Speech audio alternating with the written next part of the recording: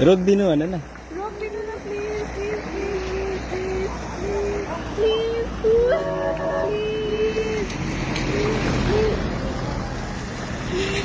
अब यहाँ राजाले रोकिदिनु हजुर यता दर्शन ए राजाले राई गरेर आउनुभएको दर्शन कहिलेदेखि कुर्नु भयो हामी अघि बट्टारबाट हिँडेको थाहा पाएपछि कुरेर बसेको